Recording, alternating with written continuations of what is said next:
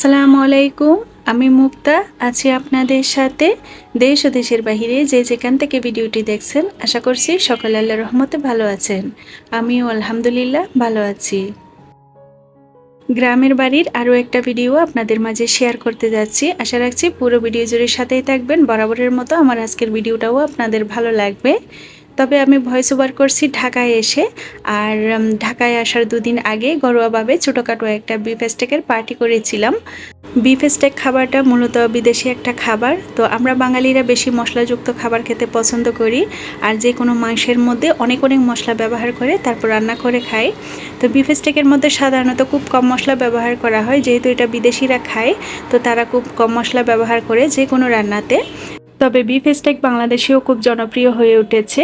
এখানে বিফগুলা একটু মোটা করেই কাটতে হয়, তবে আমার দেওর যেহেতু এগুলো কেটে নিয়েছেন, একটু বেশি পাতলা করে নিয়েছেন। প্রথমে ভেবেছিলাম এগুলো দিয়ে চাপ তৈরি করব, তো পরবর্তীতে সিয়াম চাচ্ছিল সে স্টেক খাবে, তো ওই অনুযায়ী সব ধরনের উপকরণ দিয়ে দিচ্ছি। খুব কম মশলা কিন্তু ব্যবহার করছি, এখানে শুধু গরম মশলা পাউডার করে নিয়েছি।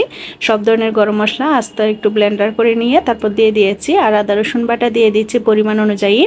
সেই সাথে গোলমরিচ দিয়েছি একটু বেশি করে, কোনো লাল মরিচ ব্যবহার করব না, গোলমরিচ থেকে জালটা মূলত বের হবে।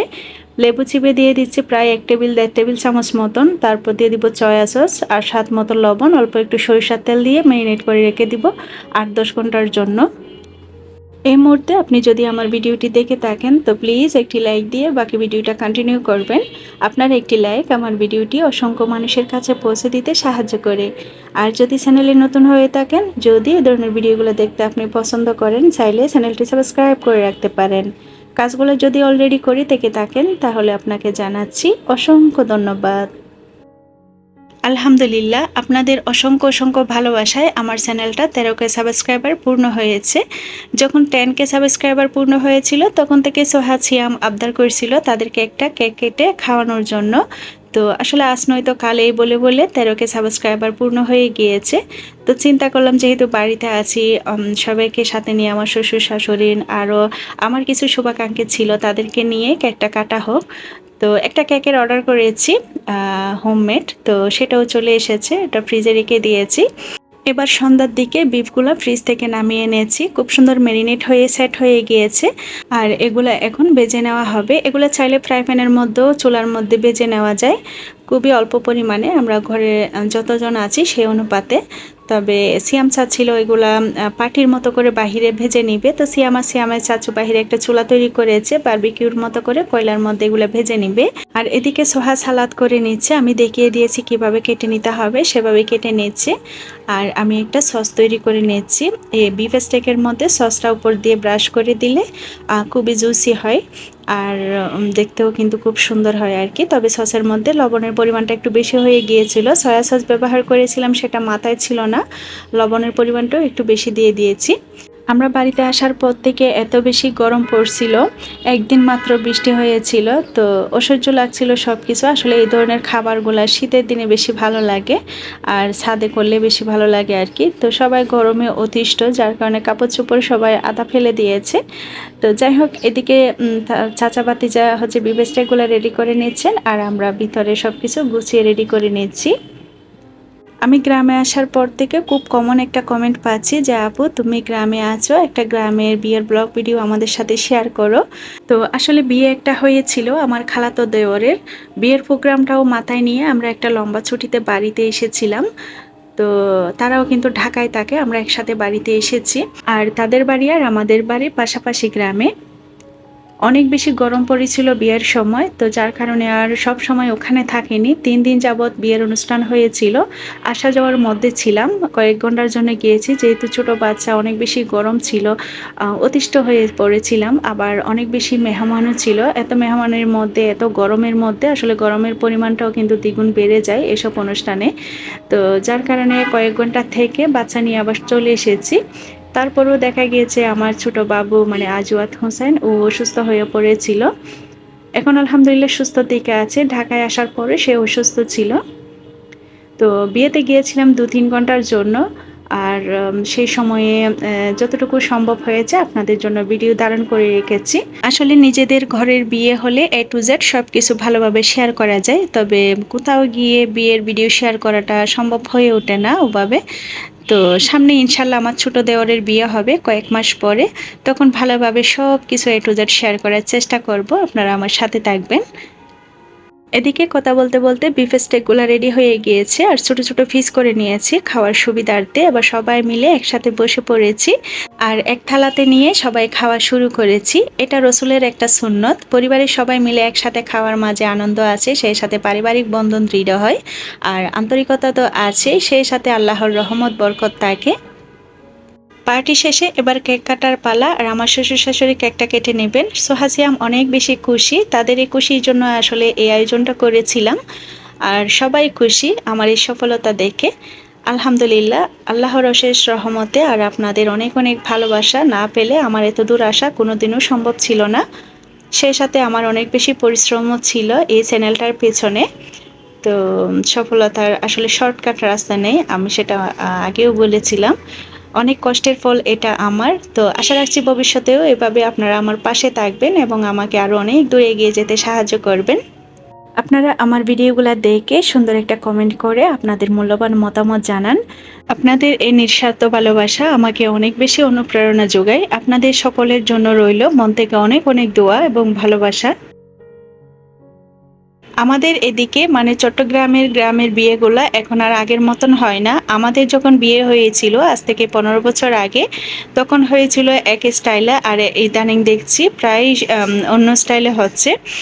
তো আগে আমাদের সময় একদিন গায়ে হলুদ হতো, পরের দিন বিয়ে হতো, এর পরের দিন বৌভাত হতো, মানে ওয়ালিমা যেটাকে বলে। তো গায়ে হলুদ যেদিন হতো সেদিন বরের বাড়িতেও গায়ে হলুদ হতো, কনের বাড়িতেও গায়ে হলুদ হতো। তো অনেক বেশি সুন্দর ছিল তখনকার বিয়েগুলা, তবে এখনকার বিয়েতে তেমন কোনো আনন্দ খুঁজে পাওয়া যায় না, তেমন ভালো লাগে না এখনকার স্টাইলগুলা। আর সবচেয়ে বড় কথা হচ্ছে আগে যে গ্রামের বিয়েগুলো ট্রেডিশনালভাবে গ্রাম স্টাইলে হতো, এখন আর সেটা হয় না। এখন সবাই শহর স্টাইলে শহরের মতন করে প্রোগ্রামগুলো করে থাকে, বিয়ের প্রোগ্রামগুলো। তো এখন আর সে আনন্দটা খুঁজে পাওয়া যায় না আসলে। তো আমরা এসেছিলাম সবাই মিলে হলুদ সন্ধ্যায়, মাত্র কয়েক ঘন্টা ছিলাম, যদিও প্রতিদিন টানা এসেছিলাম 3-4 দিন ধরে। কয়েক ঘন্টা থেকে আবার চলে গিয়েছি বাসায়, এই আর কি। তার পেছনেও একটা কারণ আছে। এই বিয়ের মূল ঘটক হচ্ছে আমি আর সোহার বাবা, আমরাই মূলত এই বিয়েটা পাকিয়েছি আর বিয়েটা ঠিক করে দিয়েছে আর কি। আমার বোনের চাচাতো ননদের সাথে আমার খালাতো দেওরের বিয়ে। আমরা 2 বোন, আমার বোন হচ্ছে দেশের বাইরে থাকে, সেটা তো আমি আগেই বলেছি, আপনারা অনেকে জানেন। তো যার কারণে আমাদেরকে প্রতিদিন আশা লাগতেছে, সব কিছুতে আমাদেরকে ডাকা হচ্ছে পরামর্শের জন্য। আর এদিকে হচ্ছে বাকি বাড়ির যারা মেহমান আছে, মানে বোনেরা ভাবিরা যারা যারা বাহিরের থেকে এসেছেন সবাইকে এক কালারের শাড়ি দেওয়া হয়েছে, যদিও আমাদেরকেও দেওয়া হয়েছে, তবে আমরা পরিনি। আর এদিকে যে বাড়িতে বিয়েতে এসেছি বাড়িটা খুব সুন্দর করে সাজানো হয়েছে। এটা ডুপ্লেক্স একটা বাড়ি ছিল, বাড়ির আশেপাশে খুব সুন্দর প্যান্ডেলিং করা হয়েছে, ডেকোরেশন করা হয়েছে। খাওয়া দাওয়ার জন্য পুরুষদের একটা সাইড করা হয়েছে, মহিলাদের জন্য একটা সাইড করা হয়েছে। আর আমি উপরে দোতলায় বারান্দায় গিয়ে ভিডিওটা ধারণ করেছি। নিচে এত পুরুষ মানুষ ছিল আসলে বের হওয়া যাচ্ছিল না। আর যেহেতু নিচে ইসলামিক সাংস্কৃতিক প্রোগ্রাম চলছিল, তো অনেক মানুষজন ছিল।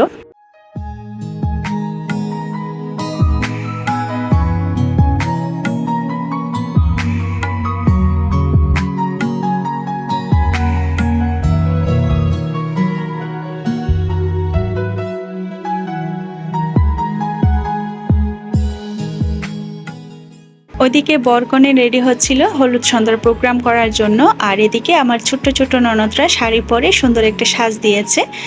আর এগুলো হচ্ছে আমার ছোট্ট ছোট্ট ননদ, মামাতো ননদ, খালাতো ননদ, এরকম আর কি। আর এই মহিলাটি কে হতে পারে গেস করতে পারলে কমেন্টে জানাবেন।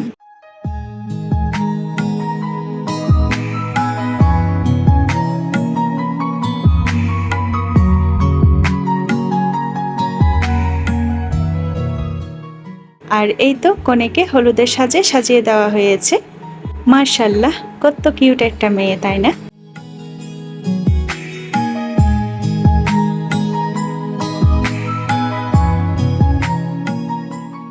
এই হচ্ছে আমাদের বর।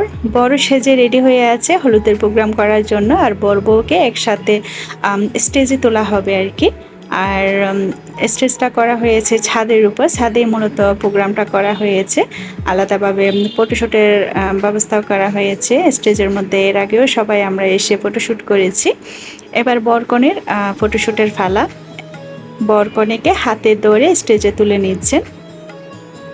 ক্যামেরাম্যানের জ্বালায় কি আর করব, তাদের জন্য একটু শান্তি মতন ফটোশ্যুট বা একটু ভিডিও করব সেটাও পারছি না।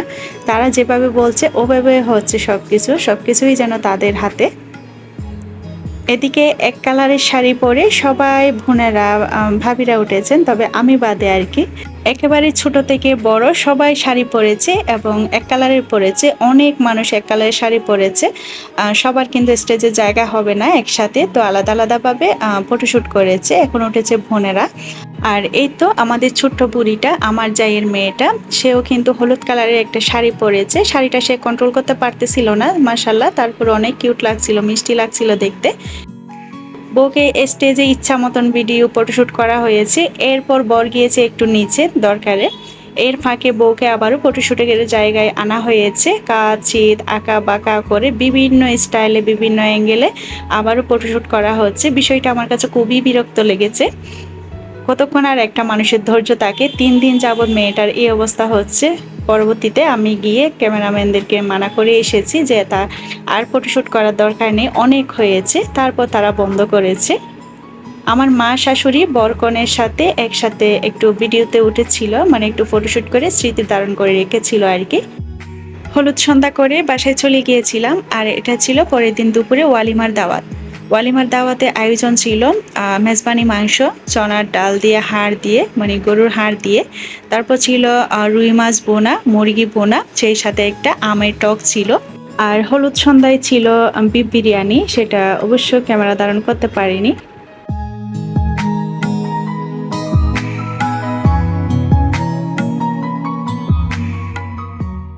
ভিডিও শেষ পর্যায়ে চলে এসেছি। আর আমার আজকের ভিডিওটা এ পর্যন্তই। সবার সুস্বাস্থ্য ও সুস্থতা কামনা করছি, সেই সাথে আমার পরবর্তী ভিডিও দেখার আমন্ত্রণ জানিয়ে ভিডিওটা এখানেই শেষ করছি।